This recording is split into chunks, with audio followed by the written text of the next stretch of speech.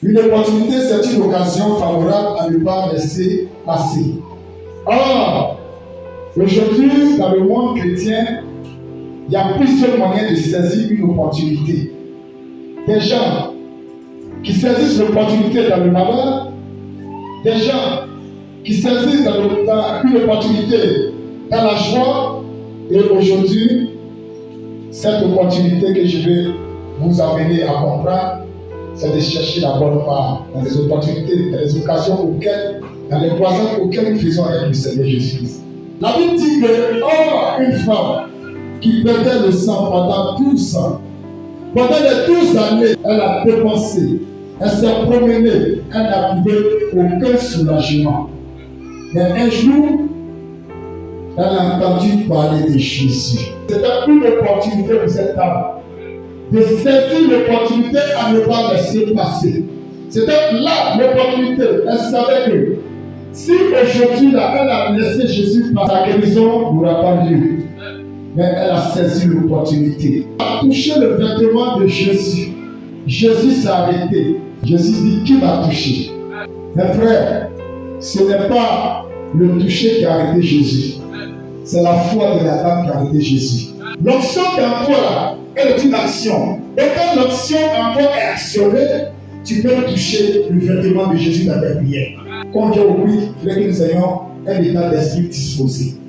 Parce qu'on ne sait pas à quel moment on peut rencontrer le Seigneur. Frère, la vraie opportunité, c'est lorsque tu crois Jésus. Et lorsque ta foi touche Jésus. Et que Jésus t'amène de là où tu es.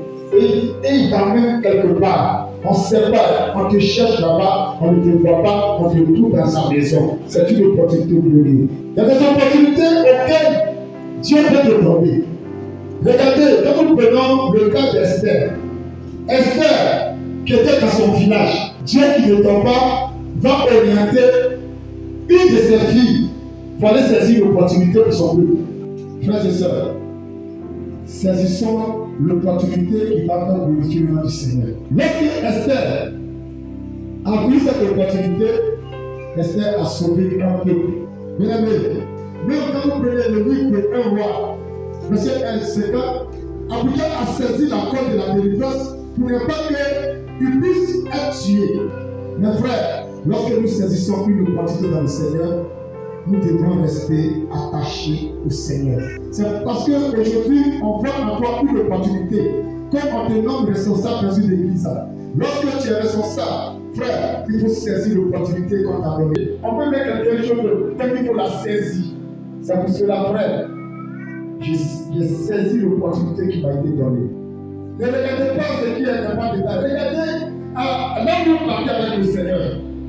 Attends que Dieu vienne te pousse. Il ne faut pas être pressé que Dieu. Dieu ne saute pas les étapes. Parce que le Seigneur est vrai. Cherchons le guide de la conscience spirituelle. Timée, le fils de Timée, a entendu parler de Jésus. Et il crie, on dit que le Père, il dit, moi je ne l'étais jamais. Ça, c'est une opportunité pour moi d'être guéri. Donc Timée a eu le guide de la conscience spirituelle. Il a crié plus que la voix des gens qui veulent l'étouffer. Et Jésus s'est arrêté. Il a reçu la guérison. Commence d'abord.